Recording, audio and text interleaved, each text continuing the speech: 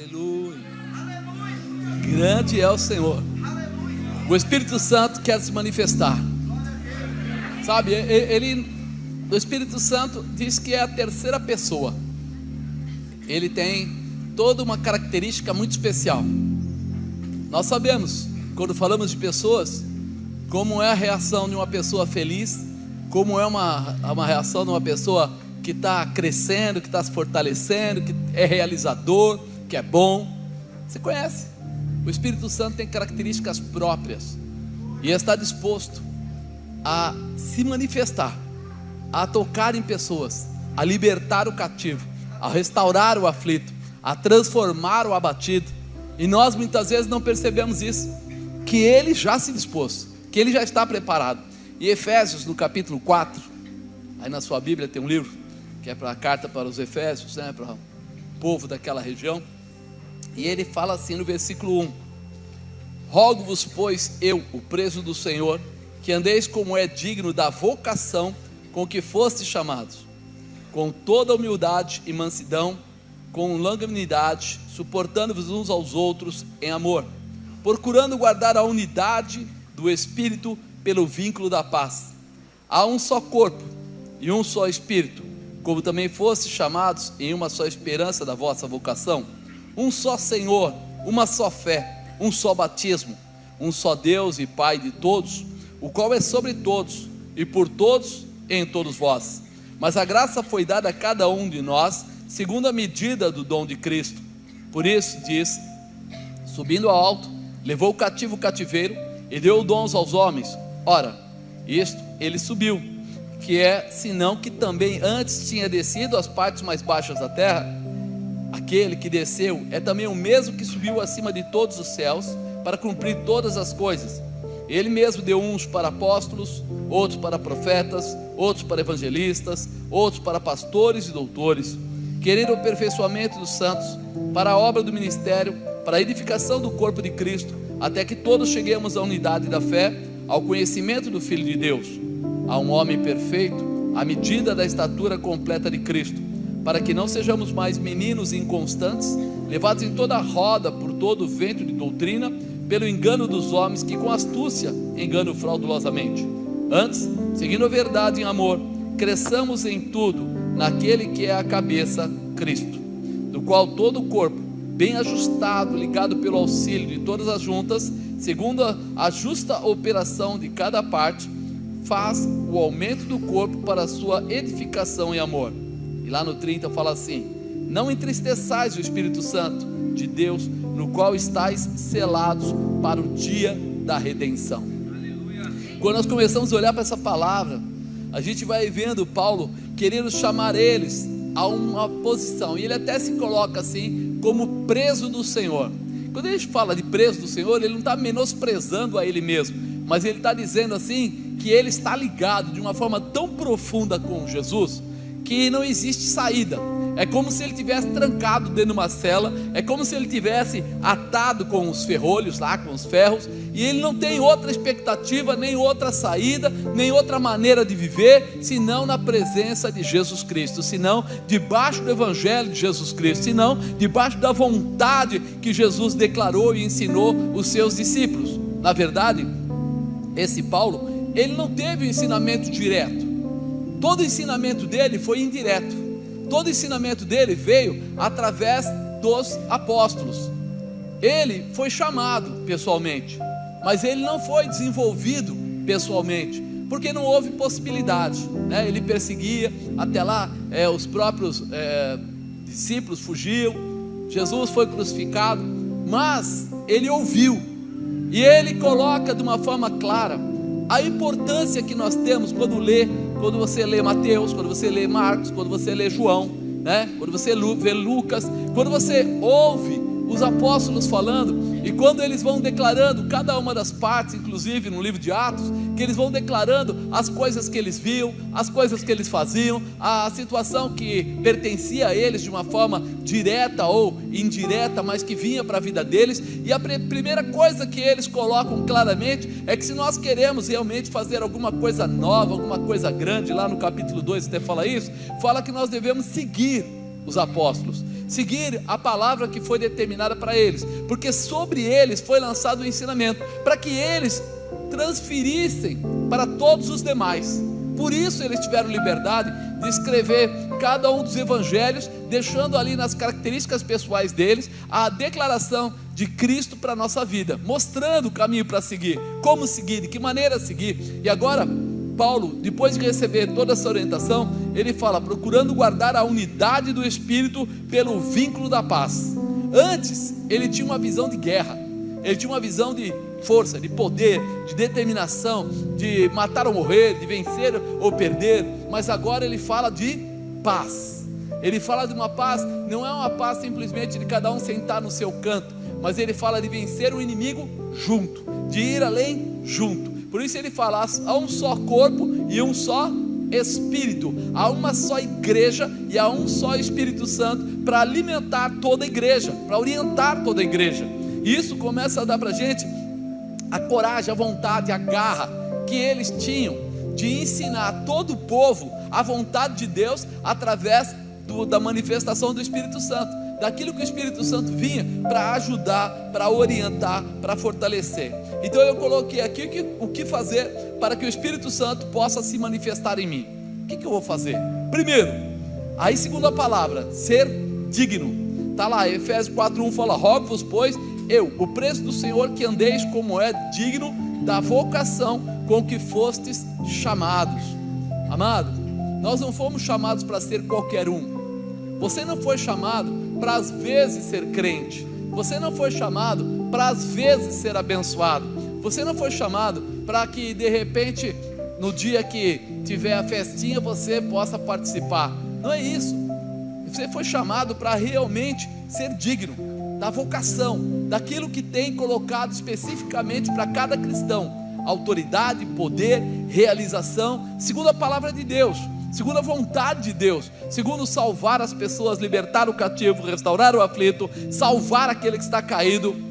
É algo que ele imagina que todos nós sabemos que temos que fazer e que pertence às nossas vidas. Ele fala, com toda a humildade e mansidão, com longanimidade, suportando-vos uns aos outros em amor.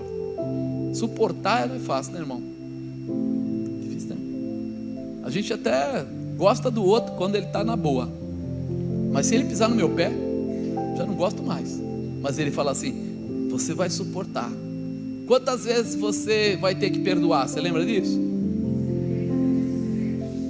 Ao dia. 70 vezes 7 vai ao dia. Então nós precisamos lembrar uma coisa: não existe razão para nós atropelarmos alguém ou falarmos duro com alguém que ele não queira receber a Jesus hoje, que amanhã ele também não queira, e depois de amanhã ele também não queira, e que ele chame você de crente quadrado, bitolado, chato, xarope, não importa. Você não tem razão para ficar agitado. Ele diz para você ter paciência, para você ter amor, para ter o quê? Humildade, para ter o quê? Mansidão, longanimidade. Nós sabemos isso. Ele fala mais, procurando guardar a unidade do Espírito pelo vínculo da paz. Unidade do Espírito pelo vínculo da paz. Quem é melhor que quem? Alguém é melhor que alguém? Porque o próprio apóstolo falou, melhor é que eu diminua e o Senhor cresça. Ele estava querendo dizer o que? Melhor que grande seja o Deus Todo-Poderoso, grande seja Jesus, não nós. Nós temos que servir um ao outro, estar disposto a fazer coisas tremendas. Para isso, para eu poder ser chamado de digno, para eu poder ser colocado como digno. Senão eu não sou. Se eu não te amar e você não me amar, e se você não amar essa pessoa do lado, mas esse aqui do lado é fácil, ele é bonzinho demais. E aquele que pisa no seu pé? E aquele que te persegue? Não foi isso que Jesus disse para Paulo? Paulo, porque eu sou aquele Jesus ao qual você persegue. Duro é para ti recalcitrar contra os teus aguilhões, é se levantar agora contra alguém que você perseguia. Tipo, caiu a casa, Saulo, a coisa complicou agora. Só que nós precisamos entender isso, que o Senhor já pagou o preço na cruz, que as dificuldades estão lá, aqui a realização. E a realização dele traz dignidade através do amor, através de você perdoar, através de você completar a vida do outro. Receber a Jesus como Senhor traz a salvação. Então, peraí, eu já tenho a salvação. Aí ele fala mais: e o Espírito Santo se manifesta em nós, mantendo cada um de nós salvos. A salvação é pela graça. Você de repente fala assim: olha, eu não preciso fazer nada, a Bíblia diz que pela graça eu sou salvo. Ou seja, eu não preciso de sacrifício, não preciso ir para a cruz, nada disso. É verdade, você só precisa reconhecer. Reconheceu, ou seja, aceitou a Jesus, aceitou que você era um pecador e você não quer mais. Isso já começa a mudar a sua vida. Agora, se manter salvo, precisa que alguém te ajude, ou que você tenha um discernimento mais forte, ou coragem, porque não é fácil quando aparece alguém fazendo convites para você que não são legais, né? A pessoa vai lá e faz um convite, você até gostava no passado de fazer algumas coisas erradas, mas você sabe que aquilo não vai ser legal, a bebida não é boa, a droga não é boa, a mentira não é boa, a prostituição não é bom, e você deve dizer não.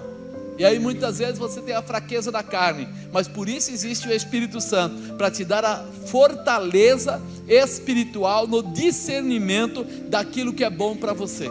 Liberar a sua mente para coisas maiores, valorizar realmente o céu, dar para você a visão da glória e do poder de Deus, abrir para você não uma visão terrena, comum, mas abrir para você a visão eterna, daquilo que ainda está por vir para a sua vida. O Espírito Santo tem essa manifestação, é bom ser digno por isso. Precisamos andar de forma que possamos ter intimidade com Deus, e quem é digno jamais perderá sua intimidade com Jesus e com o Espírito Santo, porque quem é digno está andando debaixo daquilo que foi orientado, daquilo que veio para a vida dele. Então ele jamais vai perder essa intimidade, por isso ele vai ter essa condição de viver a promessa. Você lembra? Jesus foi batizado, quando ele saiu das águas, o que aconteceu? Veio uma pomba sobre ele, e a voz, qual a voz? De Deus, falou o quê? Eis aí meu filho amado, em quem me comprazo, quem me alegro. Mas ali havia também a pomba, havia também o fogo, ali havia uma declaração de que o Espírito Santo estava descendo sobre a vida dele, cobrindo ele, para que ele pudesse completar o projeto que existia. Sem o Espírito Santo, talvez ficasse bem difícil de Jesus resistir os 40 dias lá a Satanás, ficasse bem difícil dele passar por toda aquela aflição que ele passou. Então o Senhor nos dá a graça para que a gente tenha essa cobertura, porque seja lá qual for o tempo, nós temos como chegar até o fim. Segundo, reconhecer a terceira pessoa da Trindade. Quem é a terceira pessoa da Trindade? Quem? Esse cara aí, Espírito Santo. Há um só corpo e um só Espírito, como também foste chamados em uma só esperança da vossa vocação. Um só corpo e um só Espírito. Irmão, teve um dia que uma pessoa veio perguntar para mim: você fala do Espírito Santo? Lá no centro também a gente tem o Espírito. Aí eu falei para ele, tem uma diferença. Nós reconhecemos um só Espírito. E você? Ah não, lá tem o Exu que tranca a rua, atravessa a rua, sobe flecha, desce flecha, faz isso, faz aquilo, tá vendo? Diferente. A gente só tem um, e esse é a terceira pessoa da Trindade, e esse Espírito testifica com o nosso Espírito. Por isso você foi concebido trino: Espírito, corpo e alma. Assim que você começa a ser concebido, diz que você recebe o fôlego de vida, o Espírito. Depois forma-se o corpo, a carne. Depois você nasce e começa a ter sentimentos, alma. Então a primeira coisa que fica clara é que o Senhor coloca uma parte que é dele na tua vida, para que você possa ter uma ligação com ele. É por isso que fala que nós viemos dele e deveríamos tornar para ele, porque nós temos algo que pertence a ele. O Espírito apodrece?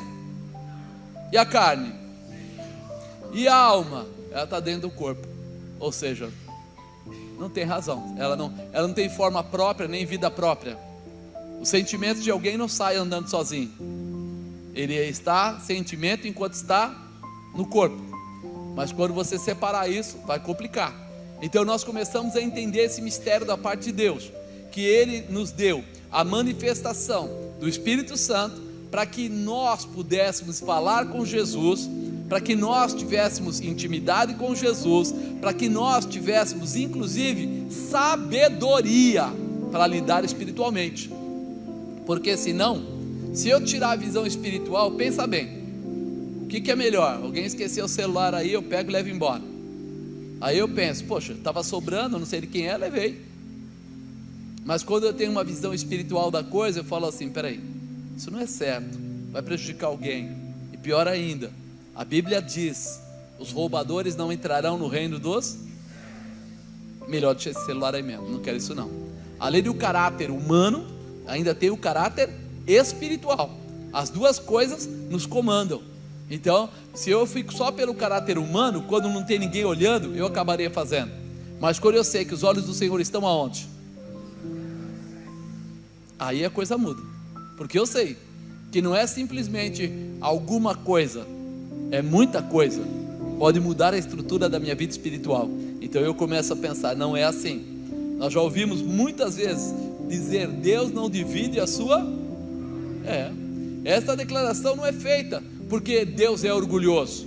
Não é assim, Deus ele se acha o máximo, ele não divide a glória dele. Sabe por que ele não divide a glória dele? Porque o ser humano se perderia e se corromperia rapidamente. A partir do momento que você já viu isso, eu acho que você já viu isso.